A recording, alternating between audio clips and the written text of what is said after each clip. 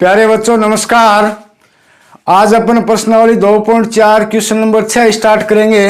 Question number 6 इस प्रकार से है। माहुली गांव में एक तंग आयताकार भूखंड विद्यालय बनाने के लिए सुरक्षित है। इस भूखंड की लंबाई और चौड़ाई में 11:4 का अनुपात है। गांव पंचायत को इस भूखंड की बाढ़ कराने में 100 रुपये प्रति मीटर की दर से 75,000 रुपये व्यय करने होंगे। भूखंड की माप ज्ञात कीजिए। अब देखो इस सवाल को किस प्रकार से करेंगे। सबसे पहले आप इस सवाल को रफली समझ लो। एक विद्यालय है, उस विद्यालय के लिए एक भूखंड है, वो है आयताकार। भूखंड की साइज क्या है? आयताकार है। उसकी लंबाई और चौड़ाई दे रखी है, उसमें अनुपात है 11:4 का। समझ में आ गया? अब देखो अगर लंबाई और चौड़ाई अपने x माने तो उसकी लंबाई तो हो जाएगी 11x मीटर और चौड़ाई हो जाएगी 4x मीटर। ठीक है प्यारे बच्चों। अब देखो ये जो भूखंड का साइज क्या है, आकार क्या है? आयताकार है। जैसे इस प्रकार से मैं आपको छोटा सा एक डायग्राम बना देता हूं भूखंड का, इससे कि आपको समझने में आसानी हो जाएगी। जैसे मान लो ये आयताकार एक भूखंड है। अब ये कहता है कि इसके चारों तरफ क्या है? बाड़ लगवानी है या तार लगवाना है या कुछ भी करना हो। नाम आया चारों तरफ, तो चारों तरफ से जैसे मान लो सपोज करो अपन यहां से चलेंगे, इस प्रकार से घूमते घूमते एक राउंड पूरा हो गया, वापिस यहीं आके रुक जाएंगे, यानी ये चारों तरफ हो गया। कहने मतलब जहां से स्टार्ट किया वापिस वहीं आके रुक गए, यानी एक राउंड अपन ने चारों तरफ पूरा कर लिया। तो इस प्रकार से क्या है? चारों तरफ अपने को क्या है? बाड़ लगानी है। अब चारों तरफ का मतलब क्या आता है? आयताकार आकृति का अपन परिमाप निकालेंगे। क्या निकालेंगे? परिमाप। ये जो आयताकार भूखंड इसके चारों तरफ बाड़ करनी है, तो चारों तरफ का मतलब क्या है? इस आयताकार आकृति यानी भूखंड का अपन क्या निकालेंगे? परिमाप। तो देखो आयताकार आकृति का परिमाप निकालने का सूत्र होता है 2 गुणा लंबाई प्लस चौड़ाई। लंबाई चौड़ाई को मैंने शॉर्ट में लिख दिया, कोई दिक्कत नहीं है। आयताकार आकृति के परिमाप का सूत्र क्या होता है? 2 गुणा लंबाई प्लस चौड़ाई। अब देखो इसमें 2 गुणा लंबाई दे रखी है 11x मीटर, चौड़ाई दे रखी है 4x मीटर। मान रख दिया लंबाई की जगह लंबाई, चौड़ाई की जगह चौड़ाई। अब देखो इन दोनों को जोड़ लेंगे। 11 और 4 कितने हो गए? 15। दोनों प्लस के हैं। 15 को 2 से गुणा कर देंगे, 15 दूनी 30x मीटर।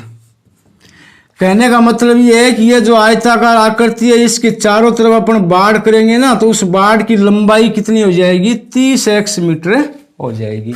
यानी अपने को 30x मीटर की दूरी पे अपने को क्या करनी है? बाड़ करनी है। अब देखो इस बाड़ का खर्चा क्या है? 100 रुपये प्रति मीटर है।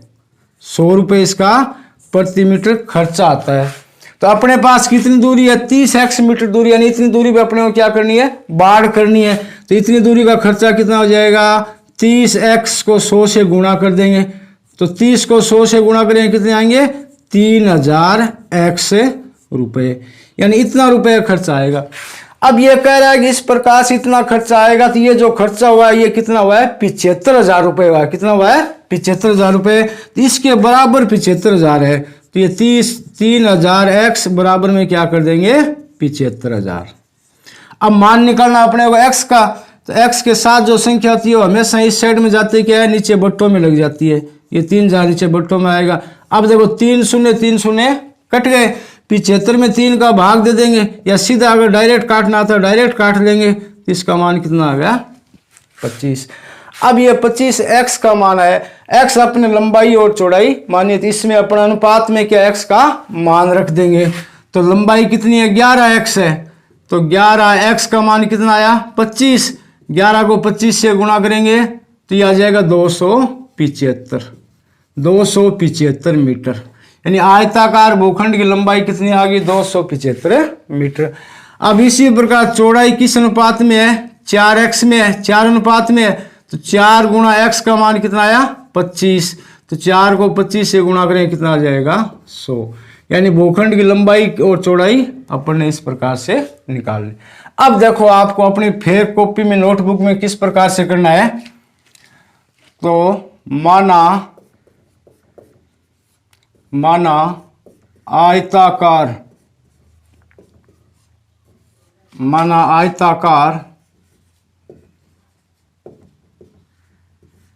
भूखंड की लंबाई व चौड़ाई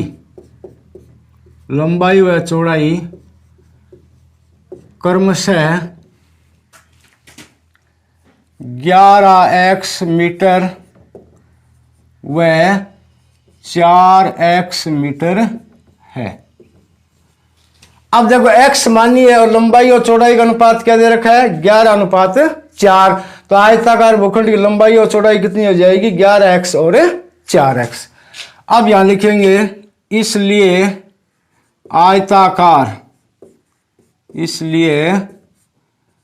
आयताकार भूखंड का परिमाप, चारों तरफ बाढ़ करने, इसका मतलब अपन क्या निकालेंगे, आयताकार आकृति का परिमाप निकालेंगे।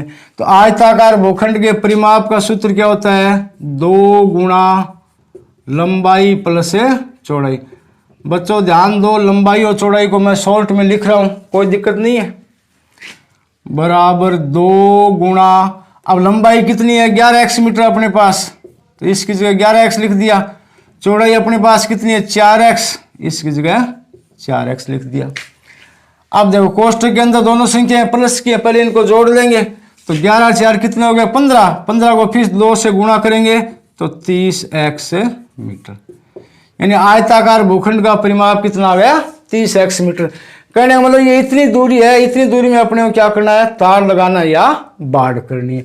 अब देखो इसका खर्चा, यानी 1 मीटर का खर्चा कितना बता रहा है, 100 रुपए है, और इस प्रकार से कुल खर्चा उसके कितना आएगा, 75,000 रुपए आएगा। तो यहां लिख लेंगे इसलिए प्रश्नानुसार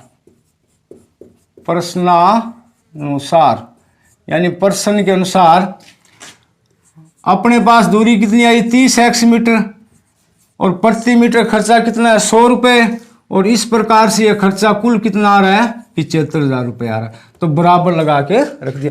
अपन ने ये दूरी निकाली है, इसको 100 से गुणा करें तो ये अपना खर्चा आएगा, और इस प्रकार से कुल खर्च इतना होगा, तो इसको बराबर लगा के रख दिया। अब देखो 30x को 100 से गुणा करेंगे, तो 30 को 100 से गुणा करेंगे, 2 शून्य लगे, 3000 गुणा में x है, तो x बराबर ये 75,000 दे रखा है, यानी 75,000। अब मान अपने को किसका निकालना है, x का, तो इसलिए x बराबर, x के गुणा में जो संख्या होती है वो दूसरी साइड की जो संख्या उसके नीचे बट्टों में चली जाएगी। तो x का मान कितना आ जाएगा, 75,000 बट्टा में 3000। अब देखो 3 शून्य गायब हो गए, कट गए, 75/3 यानी 75 में 3 का भाग दें, कितना आ जाएगा, 25। x का मान कितना है, 25। अब x अपन ने क्या मानी, लंबाई और चौड़ाई मानी है, और लंबाई और चौड़ाई का अनुपात दे रखा है 11x अनुपात 4x। यहां लिखेंगे इसलिए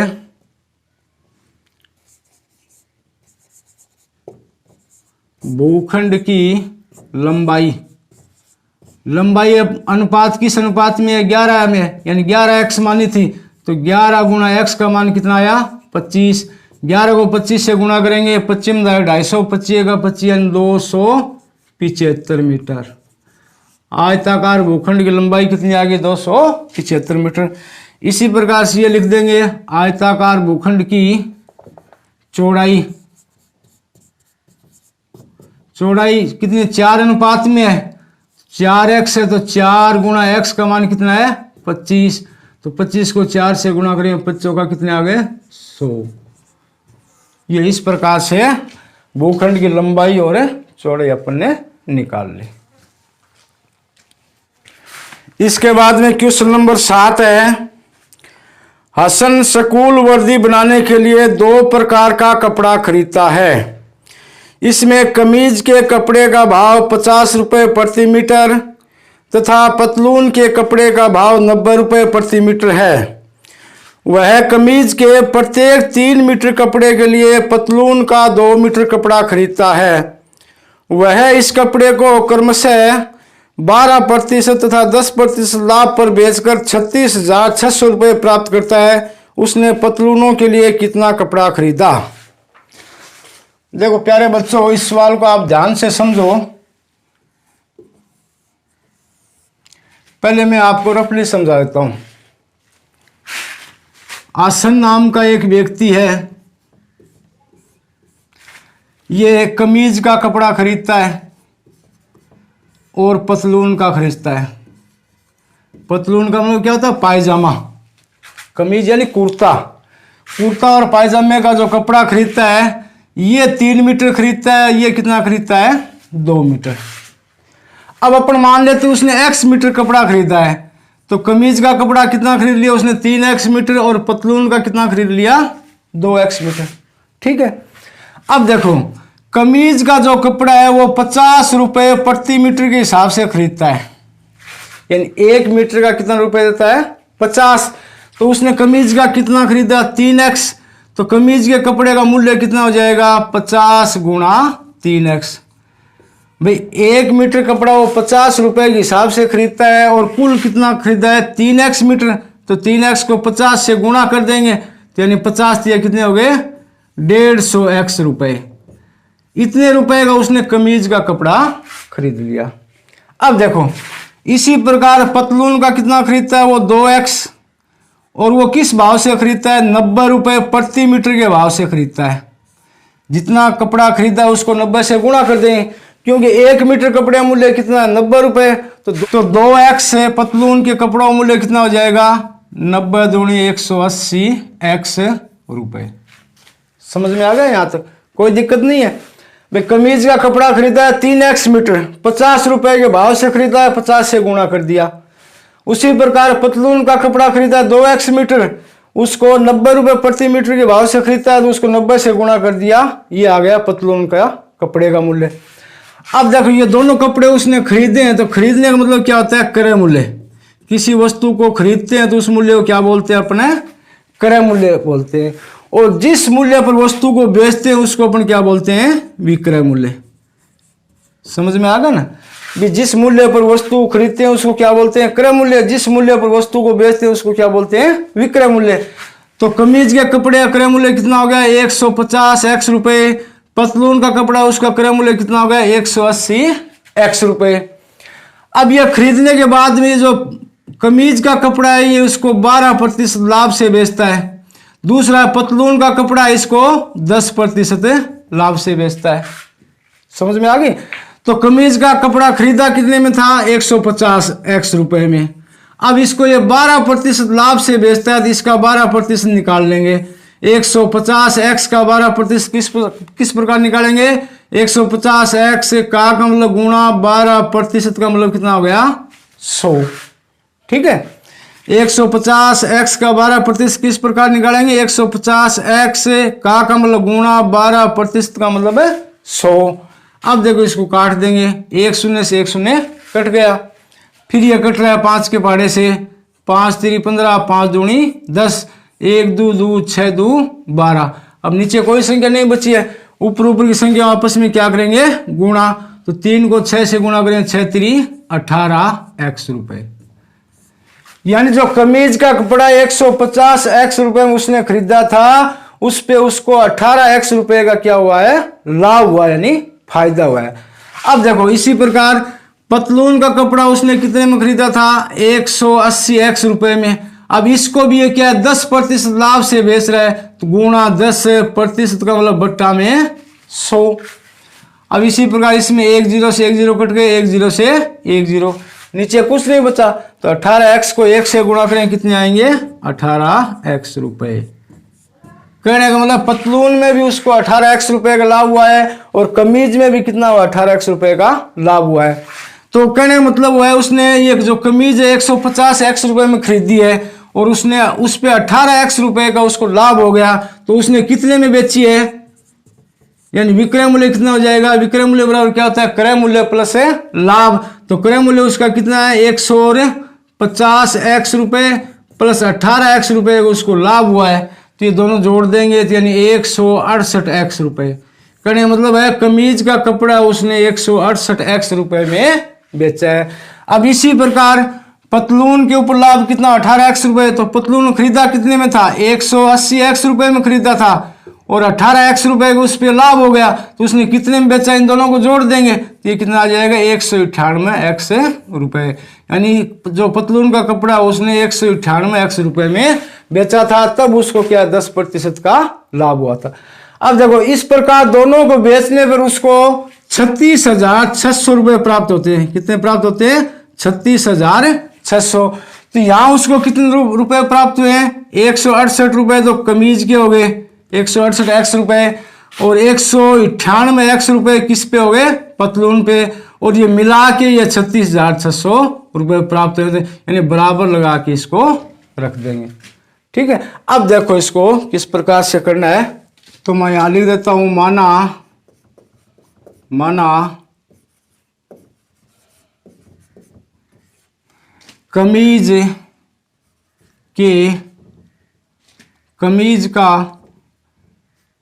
कमीज का कपड़ा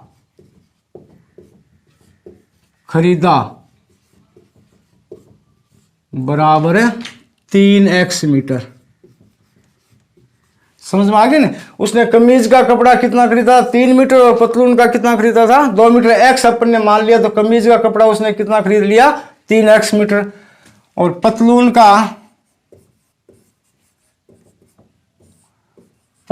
का कपड़ा खरीदा बराबर 2x मीटर।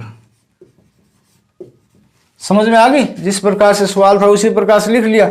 अब देखो जो कमीज का कपड़ा खरीदा है उसने खरीदा है 50 रुपए प्रति मीटर के हिसाब से। तो यहां लिखेंगे, इसलिए कमीज के कपड़े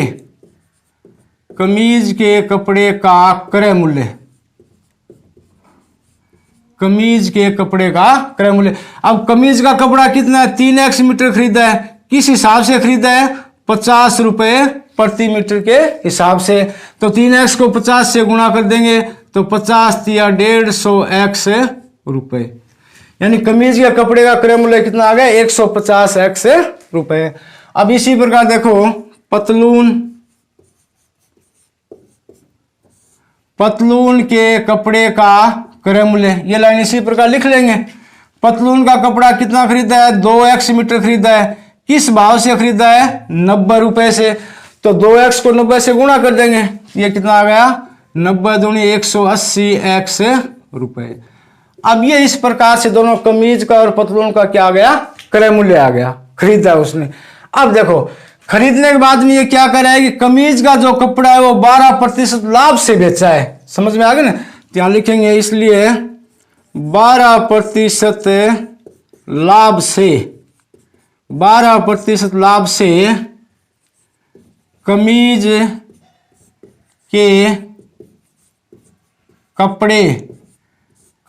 के कपड़े का विक्रय मूल्य।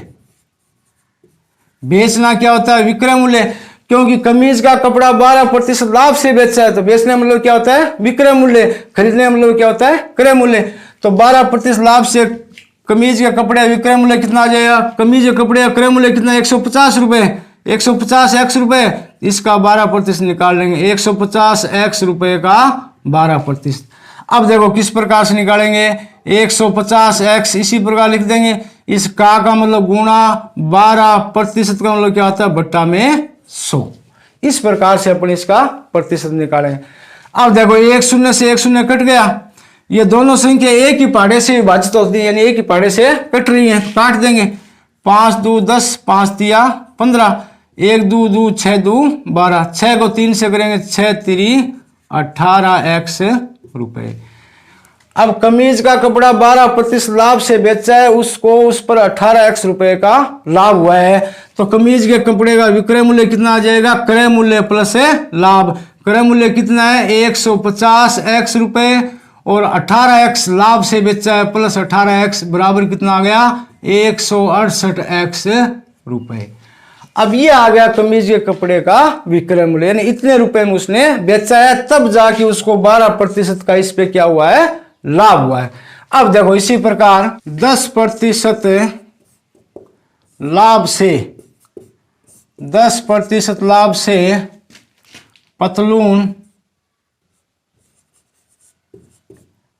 पतलून के कपड़े का विक्रय मूल्य, यहां तक लिख लिया, कोई दिक्कत नहीं है, सेम यही लिखना है। अब पतलून का कपड़ा 180x रुपए में खरीदा, उसमें क्या हुआ 10% लाभ हुआ, तो 180 का 10% निकाल लेंगे। 180 एक्स का मतलब गुणा 10% का मतलब कितना आ गया 100। अब देखो एक शून्य से एक शून्य कट गया, एक बराबर कितना आ गया 18x रुपए। यानी पतलून का कपड़ा जो 10% लाभ से बेचा था उस पर उसको 18x रुपए का लाभ हुआ है। तो अब पतलून के कपड़े का विक्रय मूल्य निकाल लेंगे। तो विक्रय मूल्य का सूत्र क्या होता है, क्रय मूल्य प्लस लाभ। यानी खरीदा कितने में है 180x रुपए में, और 18x रुपए उसमें क्या हुआ है लाभ हुआ। इन दोनों को जोड़ देंगे, ये कितना आ जाएगा 8, 9 और 1, यानी 198x रुपए। तो पतलून के कपड़े का विक्रय मूल्य कितना आ गया 198x रुपए, और कमीज के कपड़े का विक्रय मूल्य कितना आ गया 168x रुपए। यानी कमीज वाला कपड़ा वो 168x रुपए में बेचा और पतलून का 198x रुपए में बेचा, और इन दोनों को बेचने से उसको कितने 36,600 रुपए प्राप्त होते हैं। तो यहां लिखेंगे इसलिए प्रश्नानुसार यानी प्रश्न के अनुसार जो कमीज का कपड़ा वो कितने में बेचा है 168x रुपए, प्लस पतलून का कितने में बेचा है 198x रुपए। दोनों को बेचने से उसको 36,600 रुपए प्राप्त होते हैं। ये बराबर लगा के लिख दिया। अब इसको हल कर लेंगे। अब यह संख्या दोनों प्लस की जुड़ जाएंगी, तो 8 8 16 असल की 1, 8 6 9 6 15 1 16 असल की 1, 1 1 2 1 3, यानी 366x बराबर 36,600। अब मान अपने को किसका निकालना है x का, तो इसलिए x बराबर x के गुणा में जो संख्या वो इसके नीचे बट्टों में चली जाएगी। तो x बराबर 36,600 बटा 366। अब देखो 366 एक बार कट गए, आगे 2 शून्य, यानी मान कितना आ गया 100। x का मान कितना आ गया 100। अब देखो अपने जो कमीज का कपड़ा खरीदा 3x मीटर, तो 3 गुणा x का मान कितना आ गया 100। तो 100 को 3 से गुणा करेंगे कितना आ जाएगा 300 मीटर। यानी उसने कमीज का कुल कपड़ा कितना खरीदा है 300 मीटर। दूसरा क्या है पतलून का कपड़ा अपने क्या माना था 2x मीटर, तो 2 गुणा x का मान अपने पास कितना आया 100। 2 को 100 से गुणा करेंगे 200, यानी पतलून का कपड़ा उसने कितना खरीदा है 200 मीटर और कमीज का कितना खरीदा है 300 मीटर। इस प्रकार से ये आपका सवाल है। अब मैंने आपको अच्छी तरह समझा दिया है, उम्मीद है कि आपको भी अच्छे से समझ में आ गया होगा। तो प्यारे बच्चों, सवाल समझने के बाद आप कमेंट जरूर किया करो, साथ में लाइक शेयर वो भी जरूर करना है। धन्यवाद।